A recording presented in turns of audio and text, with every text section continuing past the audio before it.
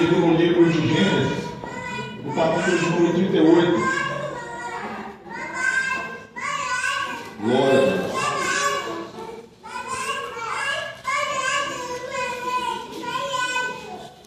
Glória, glória! Louvado seja o nome do Senhor, aleluia. Gênesis, capítulo de número 38. E o versículo de número 26. Glória ao Senhor, aleluia.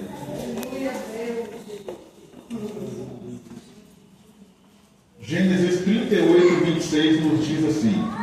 Todos acharam? Glória a Deus. E Judá os reconheceu e disse: ela foi mais justa do que eu, porque não lhe dei Selá meu filho, e ele nunca mais a conheceu. Glória a Deus. Somente esse versículo. Pode tomar seu lugar. Espero que o Senhor me dê graça para transmitir ao coração de todos vocês aquilo que Ele já falou ao meu nessa tarde. Irmãos, hoje eu quero pregar sobre um tema: o Deus que corrige a rota. E no decorrer da ministração, nós vamos entender o porquê desse motivo. Essa história, ela relata o fato de quando José foi vendido ao Egito, ele foi enviado ao Egito. Paralelo a esse acontecimento, o seu irmão Judá, ele desceu até uma cidade cananeia e ele encontrou algumas pessoas ali, da qual ele pegou a filha de um daqueles homens e se casou com ela. E ele se casou com a filha daquele homem cananeu e ele começou a ter filhos com aquela mulher. Isso já era um grande erro da parte de Judá, porque nós ouvimos aqui no Antigo Testamento, Deus repreendia severamente que o seu povo se envolvesse com pessoas de outras tribos. Por quê? Porque Deus era racista, porque Deus tinha algum preconceito com pessoas de outras nações? É claro que não, mas Deus não queria que os costumes que Ele havia entregado para o seu povo, para a preservação do mesmo, se perdessem. Deus não queria que o seu povo absorvesse costumes provenientes de outras tribos, porque inúmeras vezes a gente se envolve com pessoas, seja no ambiente de trabalho, seja no nosso meio social, e a gente acredita que nós vamos trazer eles para a igreja, para o nosso lado. Só que quase sempre o que acontece é que nós absorvemos costumes dele. A gente passa a falar da forma que eles falam, a gente passa a se comportar conforme eles se comportam, porque isso é o que acontece quando a gente se aproxima de outra pessoa. Pode ser que a gente traga alguém para a igreja? Pode, mas a chance de você se corromper ou se contaminar com o costume dele é o mais provável que vai acontecer. E Deus queria evitar esse tipo de coisa, principalmente porque o costume que predominava nas nações vizinhas ao povo de Deus, o povo hebreu, eram todas as nações pagãs. Mas, contrariando ali aquilo que Deus já havia estabelecido, o princípio para o qual Deus havia chamado toda a sua família, a aliança que ele havia feito com seu pai Jacó, com seu avô Abraão, Isaac, Jacó e sucessivamente Judá e todos seus irmãos, ele se envolveu com uma família que não tinha a mesma fé, que não tinha a mesma crença, que não tinha os mesmos princípios. Aquele homem se envolveu com aquela mulher e teve alguns filhos com ela. Ao passar dos anos, aquela mulher veio a se casar com aquele homem fazia o que era mal aos olhos do Senhor. E o que Deus faz? Deus pega e mata aquele homem. A Bíblia fala que Deus matou ele por nome porque ele era mau aos olhos do Senhor. Aí o seu pai, cumprindo a lei do levirato, fez o quê? Pega seu outro filho, Onã, e fala: não, você vai casar com ela e vai suscitar filho a teu irmão. E o que o bonitão do Onã fazia? Ele tinha relações com aquela mulher, mas na hora de deixar a sua semente nela, ele deixava a sua semente no chão. Porque ele não queria trazer ali descendência para seu irmão. Por quê? Porque, olha para você ver, a gente, se for ler a Bíblia de uma forma superficial, nós vamos pensar que Deus está condenando o ato de ele lançar a sua semente em solo. Mas não é a questão. A questão é que, se um homem casasse com uma mulher e viesse a morrer, e seu irmão assumisse o lugar dele, assumindo aquele casamento, o primeiro filho daquele homem iria roubar o direito de primogenitura do próprio pai. Por exemplo, o que Onã pensou? o meu irmão morreu, agora a herança do meu pai vai ser minha. O direito da primogenitura vai ser meu, vai ser meu. Aí o pai dele pega e fala, não, agora você assume a mulher do seu irmão e vai ter filho com ela. Se ele tivesse tido filho com ela, o direito de primogenitura que passou a ser de Onã, agora passaria a ser do filho dele. Ou seja, ele não tem direito de nada. Toda a herança do seu pai Judá iria para o filho de Onã, porque aquele filho seria considerado como o filho do seu irmão é. Olha que coisa. Aí por causa disso, ele falou assim, eu não vou arrumar filho nenhum, porque eu quero herança para mim. Eu quero a bênção para mim. E o que aconteceu? Deus mata ele também. Deus mata ele por quê? Por causa do seu egoísmo. Porque ele não estava pensando em cumprir a lei do Levirá. Ele não estava pensando em dar glória a Deus ali, abraçando o costume, abraçando as práticas, dando sequência àquilo que Deus havia estabelecido para a preservação da família tradicional. Não. Ele, de forma egoísta, ele usou o corpo daquela mulher como quis e não cumpria com a sua obrigação. E Deus vai e mata ele também. Então o Judá agora fala, como é que eu vou resolver isso? Volta para casa do seu pai, fica quietinho lá, porque eu tenho outro filho. Só que ele é novo, jovem. Mas quando ele se tornar homem, então eu darei você a ele por esposa, e ele vai cumprir a lei do Levirá, trazendo descendência até você e a sua família. E o tempo vai passando, o tempo vai passando, o tempo vai passando, o tempo vai passando. Aquele homem se torna um adulto, e aquela mulher nada, continua na casa do seu pai, como uma viúva. E viúva, meu irmão, não é como é numa viúva no dia de hoje. Uma mulher que se torna viúva hoje, ela vive tranquilamente. Ela trabalha, ela tem a sua fonte de renda. Se ela quiser casar de novo, ela casa de novo. Se ela quiser ficar viúva, ela fica viúva. Ela faz o que ela quiser. Mas na época, ela era abandonada pela sociedade e iria morrer de fome.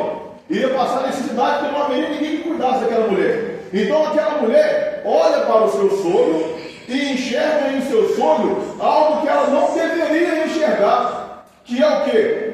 A fragilidade moral de seu sogro. Porque a Bíblia vai nos contar que ele subiu ali até a cidade de Canaã para tosquear as ovelhas. Mais uma vez, se nós lemos aqui de forma superficial, ele só foi ali fazer o trabalho dele. Mas só que quando nós aprofundamos no texto e estudamos o texto, nós vamos entender o quê? O ato de tosquear as ovelhas era tido uma grande festa naquela região e tinha um tipo de, entre aspas, gigantesco, culto. Só que não culto a Deus, era um culto pagão. Agora eu volto lá atrás. Porque Deus ele não tem prazer que nós, o povo dele, se envolva com pessoas de outra crença, de outros princípios? Porque quando Judá, que veio ali da linhagem de Abraão, de Isaac e de Jacó, eu não preciso falar aqui o que Deus fez sobre a aliança, sobre a prosperidade, sobre a providência, sobre o relacionamento que Deus estabeleceu para Abraão, Isaac e Jacó. Todos nós já estamos cansados de saber, isso é o nosso arroz com feijão. Eu não preciso falar para vocês sobre isso. Mas quando Judá, ele esquece da aliança que Deus havia feito com os seus pais ali, com os seus avós, com os seus bisavós, quando ele esquece e se une a uma nação pagã, ele vai cultuar um culto pagão. Só que esses cultos pagãos existiam prostitutas cultuais. O sacrifício que era oferecido nesses cultos eram relações sexuais. As sacerdotisas serviam como objeto para que os homens que estavam ali prestando o culto tivessem relações sexuais com ela. Esse era o culto prestado. E agora, o neto ali de Abraão, de Isaac e Jacó, estava envolvido até o pescoço no paganismo e foi ter esse tipo de atitude. Foi ter esse tipo de prática, dando as costas completamente ao princípio de Deus, ao que Deus havia estabelecido, a pureza que Deus havia estabelecido para o seu povo, a fidelidade que Deus havia estabelecido para o seu povo. Aquela mulher sabia que o seu sogro ali, ele tinha um desvio de conduta, e o que ela faz? Coloca um pano sobre o seu rosto, tira suas vestes da viuvez ali, e vai até o caminho se encontrar com o seu sogro. Aí ele se insinuou para ele na carnalidade bruta, não aguentou, falou assim, não, eu quero te possuir. Vamos embora, vamos. Não, eu vou, mas o que você vai me dar? Te dou um cabrito. Mas você vai me dar um cabrito porque eu não tomei cabrito? Não, depois eu mando para você. Mas que garantia você vai me dar? Você vai mandar esse cabrito para mim depois? Não, eu vou deixar com você o meu cajado e o meu selo. O selo era um objeto felino que ficava no cordão do pescoço, onde as pessoas assinavam o contrato. Ou seja, cada um tinha o seu. Se uma pessoa apresentasse um selo de alguém, era inconfundível. Não tinha como falar assim, ah, esse selo não é meu. Cada um tinha o seu, de forma bem pessoal. Tá bom, não, beleza, tá bom. Então ele vai, entra ela ou a conhece e vai embora, segue a sua vida. Passado-se um tempo, ele envia o cabrito pelo seu servo e ele procura aquela mulher e procura para lá e procura para cá. E as pessoas falam assim, não teve atitude nenhuma aqui ontem não. Ele volta com o cabrito. Ah, já que não teve nada, deixa ela com os objetos para lá e vida que segue. Passaram-se os meses, aquela mulher aparece grávida e chega a notícia lá no ouvido de Judá. Judá, a sua nora que era viúva, Judá, está lá na casa do pai dela, está grávida. Aí o bonitão do Judá vai lá e fala assim, então vamos pegar ela porque eu vou matar a pedrada agora. Vamos acabar com isso aqui no meio do povo hebreu, vamos matar ela. Aí ela falou assim, beleza, bora lá. E quando ela chega no lugar para ser apedrejada, vocês querem apedrejar? Beleza. Mas o pai do meu filho é o dono desses objetos aqui, ó. E aí? Eu poderia trazer mais um pouco de conteúdo de forma expositiva a essa mensagem aqui, narrando o que veio acontecer a seguir. Mas eu preciso começar a pregar. Ele tinha a oportunidade de dar sequência ao legado de seu pai. Só que ele preferiu dar vazão, dar lugar a seus próprios desejos. Hoje nós estamos aqui no culto de quebra-maldição no relacionamento. Aqui nós vimos um relacionamento que Deus não permitiu, mas Deus abençoaria se tivesse seguido os preceitos do Senhor. A igreja evangélica, infelizmente, ela tem muitas superstições. É comum as pessoas chegarem para nós pastores, para nós líderes, ou até entre irmãos, e falar assim, irmãos, eu quero que você ore para mim, porque eu acho que estão fazendo trabalho contra o meu casamento. Mesmo que quando eu olho para a Bíblia Sagrada, a Bíblia vai falar assim, ó, a maldição sem causa não virá. Ou seja, a raiz de poder estar acontecendo algum levante espiritual contra a minha vida ou contra a minha família, é simplesmente por brechas que eu mesmo abri. Porque o mundo espiritual, ele não vai entrar na sua casa sem ser convidado. Nem da parte de Deus e do Espírito Santo, e muito menos da parte de Satanás. Então, se existe alguma maldição, se existe alguma maldição hereditária, como as pessoas costumam acreditar, embora a Bíblia nos ensine que todas as maldições caem na cruz quando nós nos entregamos a Cristo. Embora nós entendemos que o Senhor Jesus ele apaga todo o nosso passado, embora nós aprendemos na Bíblia Sagrada que nós somos o templo do Espírito Santo, embora nós aprendemos na Bíblia Sagrada que mal nenhum pode vir sobre aquele que anda guardado pela palavra, embora nós observemos aqui no Salmo de número 91, versículo 11, que cairão do teu lado, devendo do direito, mas tu não será atingido. Verso 7 diz, e ele dará a ordem a teus anjos para te guardar em todos os teus caminhos. Mas nós acreditamos que existe um macumbeiro que é filho do Satanás, que está batendo o tambor, que tem poder de entrar para destruir nossa família. Só que a Bíblia vai dizer que nós podemos vencer maldições, nós podemos vencer espíritos imundos, nós podemos vencer qualquer arma forjada do inferno através da oração, através do jejum, através da leitura da palavra. Só que as famílias cristãs falam que amam Jesus, escutam louvor o dia inteiro, o toquinho do celular é um louvor, usa a camisa que ama Jesus, mas se recusa a conhecer Jesus através de uma simples leitura da palavra. Eu estou na igreja há 5, eu estou na igreja há 10, eu estou na igreja há 20 anos, e se for para eu pregar 5, 10, 15 minutos, eu não consigo, por quê? Porque eu não tenho profundidade nas escrituras. E aí eu começo a ficar com medo. Ora, porque o inimigo está usando meu marido, o inimigo está usando minha esposa, o inimigo quer tragar meu filho, o inimigo quer tragar minha família. Como que nós somos chamados para ser povo de Deus? O povo de Deus é um povo corajoso, é um povo valente, é um povo que se posiciona, é um povo que enfrenta, é um povo que quando o demônio ele chega, fala, Satanás, se você quiser vir, pode vir, que hoje eu estou inspirado. Você quer conversa briga, você tem certeza, Satanás, você quer conversa briga com a minha família, sabendo que o Senhor dos Exércitos está aqui? Você tem certeza, Satanás, você quer entrar na minha casa, sabendo que o Espírito Santo vai tacar fogo, você mandar você tua vida de onde você não deveria ter saído? Essa é a postura de um verdadeiro guerreiro, essa é a postura de uma verdadeira serva, mas a maioria das pessoas tem medo. Ao contrário, ao invés de se posicionar como guerreiro, ao invés de se posicionar como uma verdadeira guerreira, eles ficam com medo. Olha para mim, que tem gente que você tem novelinha encruzilhada. Minha família. Meu irmão, nós observamos aqui Então o que tem que fazer? Eu vou fazer uma campanha de 21 dias no monte. Eu vou orar pelas madrugadas às 3 horas da manhã para que Deus venha entrar com providência. Meu irmão, a Bíblia vem nos ensinar que o principal que nós devemos fazer para que nenhuma maldição venha entrar na nossa família, venha entrar na nossa casa, venha entrar no nosso emprego, venha entrar em qualquer área da nossa vida, é guardar a palavra.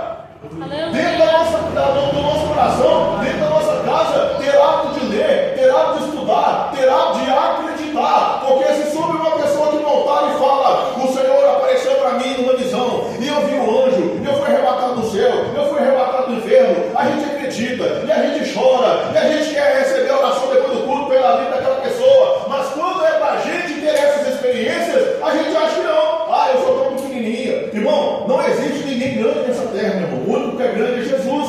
O único que é santo é Deus. O único que pode todas as coisas é o Espírito Santo. Tirando isso, todos são homens pecadores, são homens falsos. Você quer ter aqui, vou abrir mais um parênteses dentro dessa mensagem. Você quer ter aqui um grande exemplo do que é uma pessoa ser cheia do Espírito Santo, ter chamado de Deus, ser usado na mão de Deus e não guardar princípios. Se eu perguntar para você aqui, quem é rei Davi?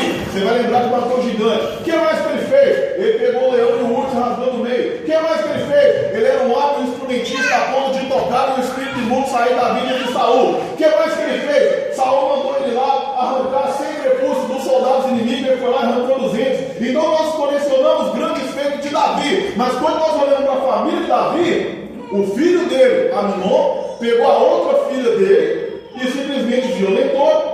Ao invés de Davi corrigir ali rigorosamente, deixou para lá, que era o filho dele. Ele ia repreender severamente, ele ia educar. Olha que absurdo, o pai iria educar seu filho? Não, ele não educou seu filho. Aí a sua filha foi violentada pelo próprio irmão, saiu correndo desonrada, envergonhada por toda a nação. O seu outro filho, Absalão, revoltou com o pai certíssimo, porque o pai viu aquilo ali, passou pano, não fez nada e começou a se levantar quando Davi queria tomar o reino dele. Aí Absalão pega todas as esposas de Davi em praça pública e estupra todas, com o sol quente na frente de toda a nação, para todo mundo ver.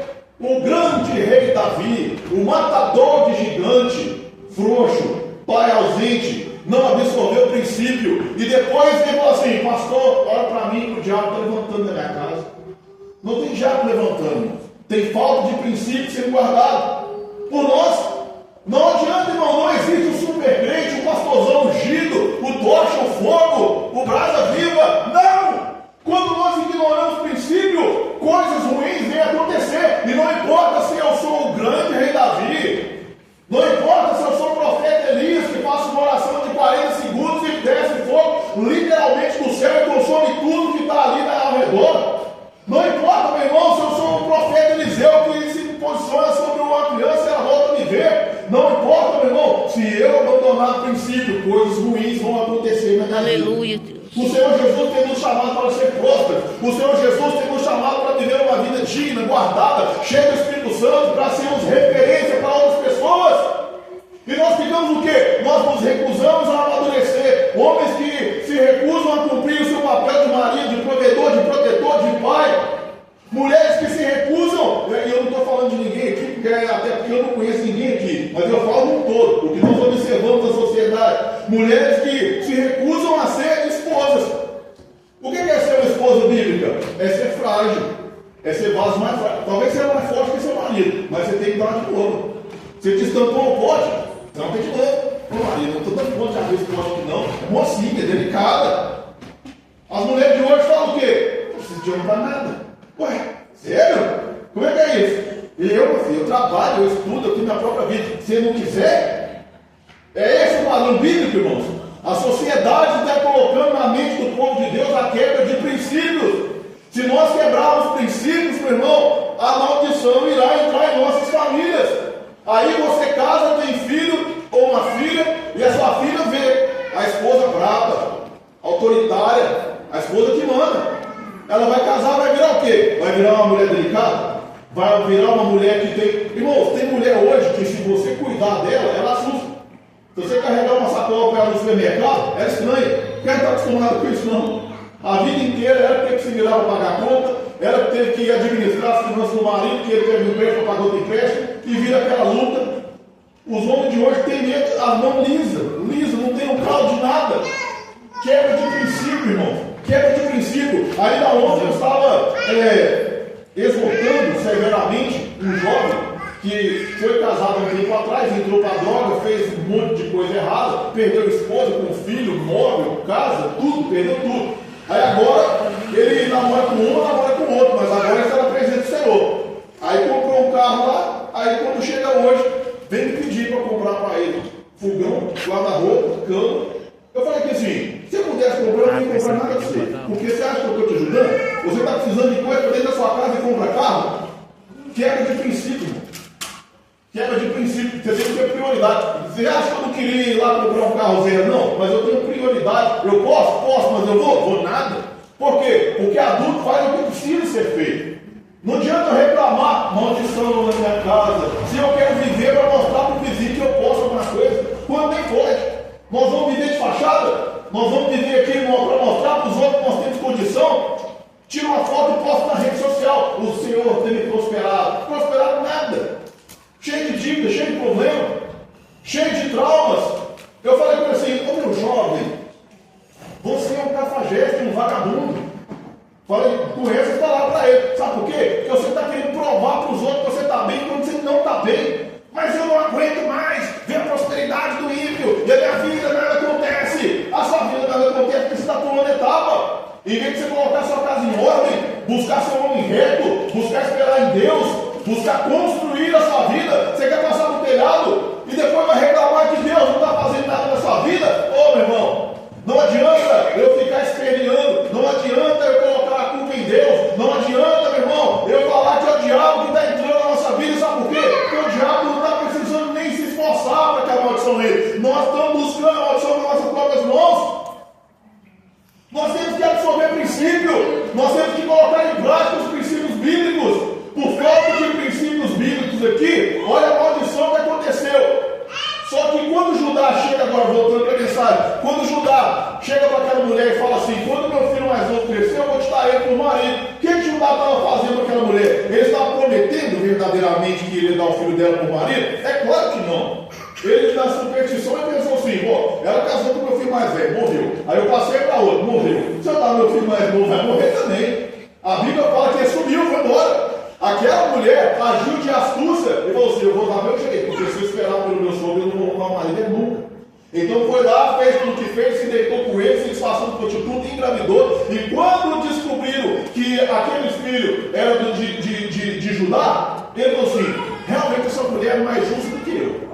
Por quê? Ele entendeu ali que ele tinha evitado aquela mulher. Ele tinha tentado colocar o problema debaixo do tapete. Meu irmão, eu vou aqui falar uma coisa para você. Você que está aqui, que é marido, ou que está querendo se casar, talvez é jovem, não se casou ainda, está querendo se casar. Você é macho para certas coisas, para outras você não pode ser não. Se você fez alguma coisa errada, vai na hora e pede desculpa. Vai na hora e conserta. Esposa, eu vou pedir às irmãs, não fico olhando de rabo de olho para os varão, não, porque senão, sabe? Eu estou pegando aqui, as irmãs ficam olhando para o varão e eu fico naquela, meu Deus, olha Deus falando isso. Mas enfim, esposas, saiba ser delicada e pedir desculpa, porque nós é tudo aborrecido e chato, nós pecamos e a gente erra. Mas só que você não pode deixar que aquele erro cresça uma parede dentro do seu relacionamento. A Bíblia fala o quê? Não se ponha o sol sobre a vossa ira. Eu vou ficar 3 dias no gelo. 3 dias para Satanás é tempo demais, irmão. Trabalhar. Um dia na sua vida que Satanás entrar, ele já faz estrago. Você vai ficar, não vou dormir virada para lá. E acha que vai para o céu? É sério? E é discípulo? É sério? Sério? Não, eu sigo Jesus. Aí chega aqui, está de joelho chorando, e a presença de Deus foi forte. E eu me rendi em adoração. Eu vou contar para vocês uma coisa aqui. Adoração não é louvor.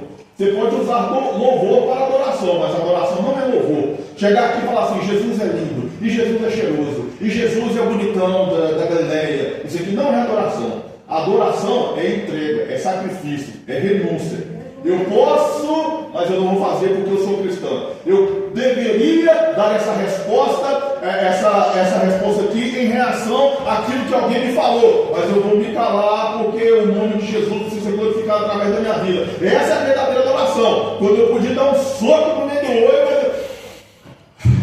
Tá bom, amém.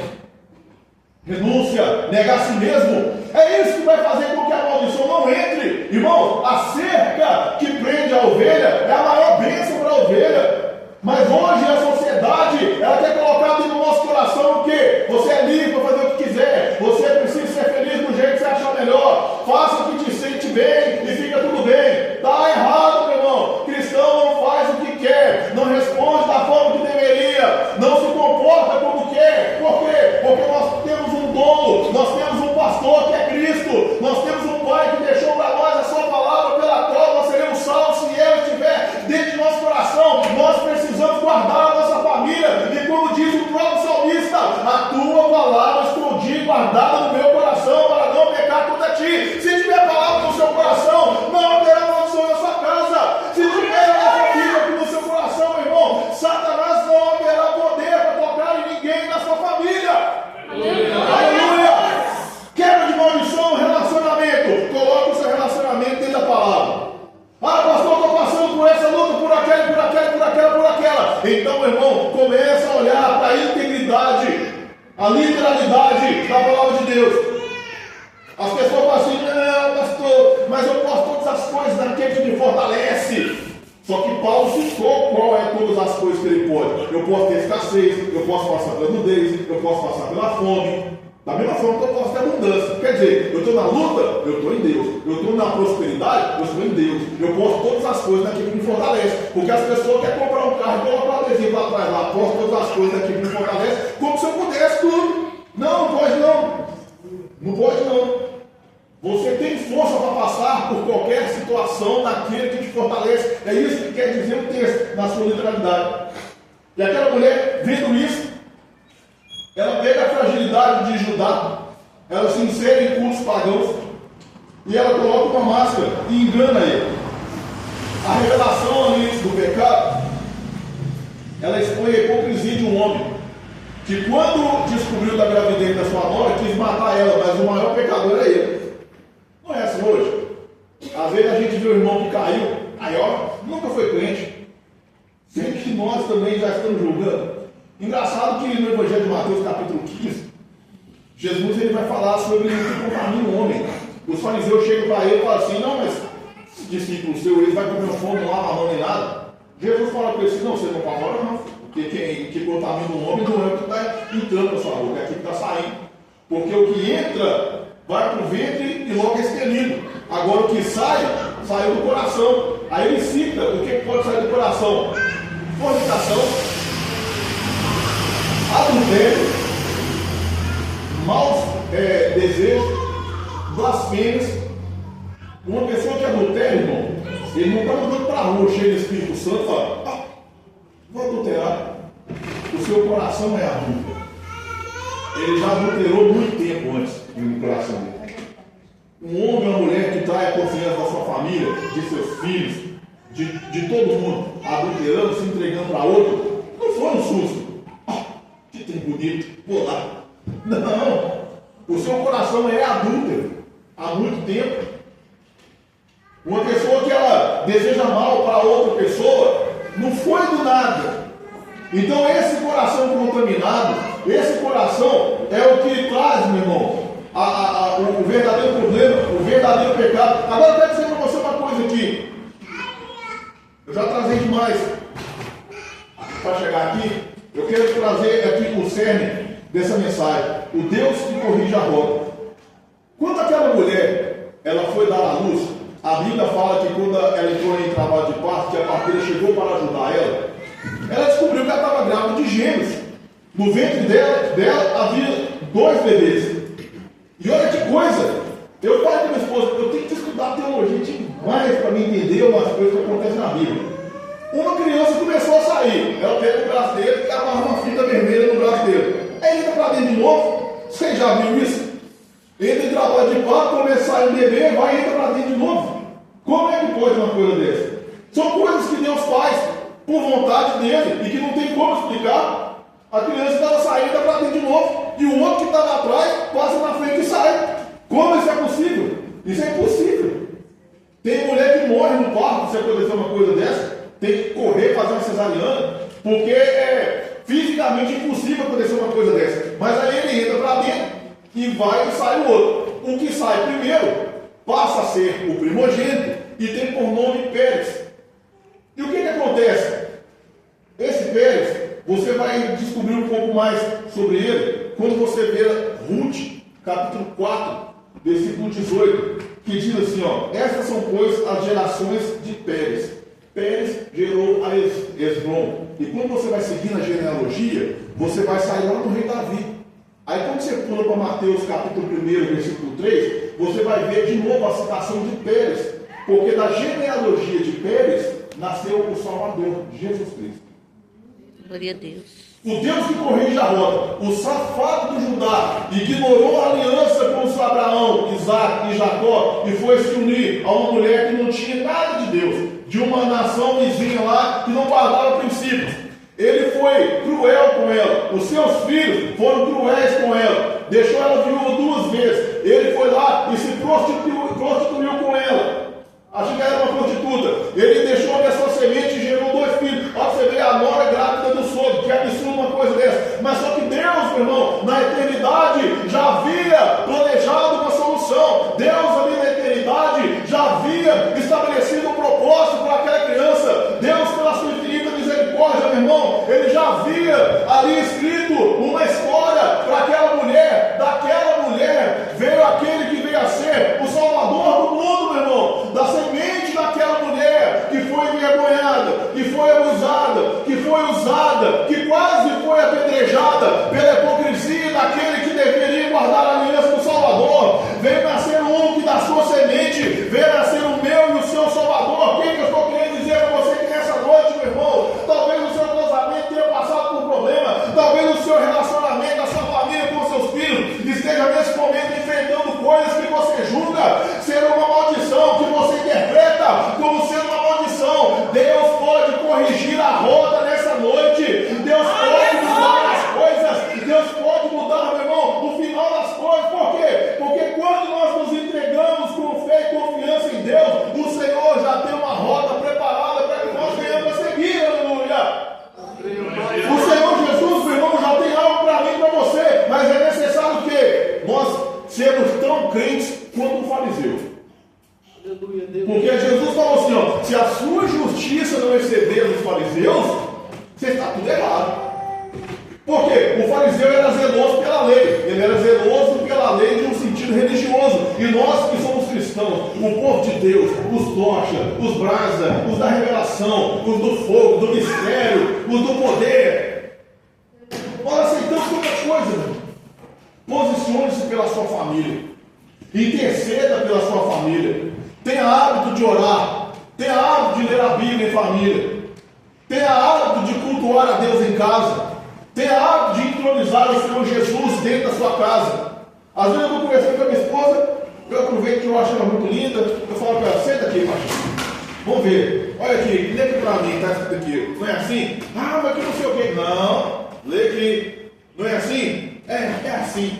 Tem que haver nutriente dentro do nosso espírito para que nós possamos alimentar aqueles que estão debaixo da nossa liderança. A pastora está aqui, também tem o pastor lá, eles são seus líderes aqui. Agora eles não podem ficar 24 horas por dia na sua casa cuidando daqueles que são seus, não. É você que precisa assumir o papel de sacerdote, é você que precisa assumir o papel de líder.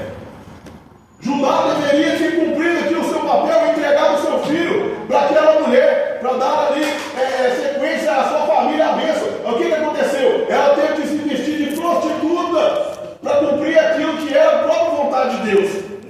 Que nós não venhamos depender de uma atitude errada para fazer uma coisa certa. Que nós não venhamos depender, meu irmão, de ninguém para fazer aquilo que é nossa função. Você é mãe. A obrigação de educar seu filho não é do professor, é sua.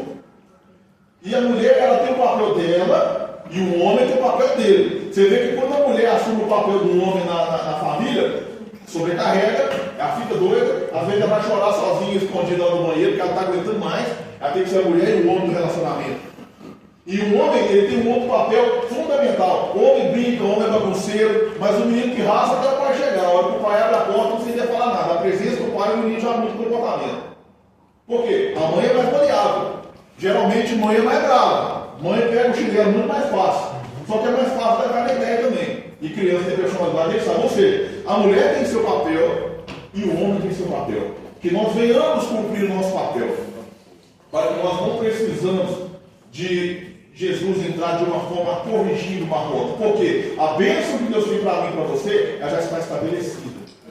O Senhor já corrigiu a nossa rota no momento em que nós nos entregamos a Ele na cruz. Quando nós pegamos no livro de Esdras, no seu último versículo ali, nós observamos que Deus chama o seu povo e fala assim, ó, pega essas mulheres e seus meninos e manda eles tudo embora.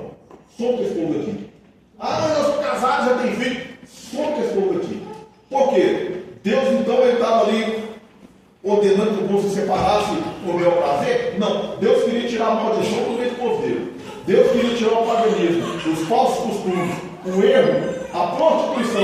Porque quando nós observamos em toda a Bíblia Sagrada, Deus trata o paganismo como prostituição espiritual. Que nós não venhamos nos prostituirmos por aquilo que a gente acha, aquilo que a gente pensa, aquilo que a gente interpreta da palavra do Senhor. Mas que sejamos fiéis à palavra, que sejamos fiéis ao Evangelho, para que nós possamos olhar dentro do olho de Satanás assim e falar assim, ó, eu te repreendo em nome de Jesus, na minha família você não toca. O tipo da autoridade não é um chamado para a área de libertação, não. É vida não tá. Amém? Qualquer pessoa pode repreender o mal, desde que a vida esteja montada. Jesus, ele fala na sua palavra lá no Evangelho de João, capítulo 7, se não me falha a memória, que se as minhas palavras estiverem em vós, e vós estiveres em mim, pedireis o que quiseres e vos será feito. Essa é a condição para receber a bênção. Amém? Irmãos, eu não quero estender mais aqui, mais uma vez eu peço mil desculpas à pastora, a cada um dos irmãos pelo meu atraso. Caso os irmãos sintam o coração me chamar de novo, eu prometo chegar no horário. Amém? Em nome de Jesus, eu quero te convidar a se colocar em pé. Quantos entenderam a mensagem dessa noite? Amém! Em nome do Senhor, glória a Deus. Vamos orar, agradecendo ao Senhor. Pai, eu oro ao Senhor aqui nessa noite. Agradeço ao Senhor por cada vida aqui presente. Que o Senhor possa, Senhor, para a honra e glória do teu nome, estender as mãos sobre essas famílias aqui, Senhor. Repreender toda arma forjada no inferno. Repreender, meu Pai, tudo aquilo que não provém do Senhor. E que essa igreja, esse povo, possa ser luz por onde passar. Que essas famílias, meu Pai, possam ser celeiros, meu Pai, de ministros de louvor, de pregadores, de pastores, meu Pai, de profetas para essa geração. Em nome de Jesus, que as famílias sejam curadas, meu Pai, através das famílias que aqui se encontram. Que pessoas sejam alcançadas, Senhor, através das famílias que aqui se encontram. Em nome de Jesus, eu oro, meu Pai, a favor desse povo. E que o Senhor possa estender as mãos e abençoar, meu Pai. Se porventura existe alguém numa rota do que o Senhor não se agrada, que o Senhor possa corrigir a rota nessa noite, para a honra e glória do teu nome, em nome de Jesus. Amém, Senhor. Glória a Deus.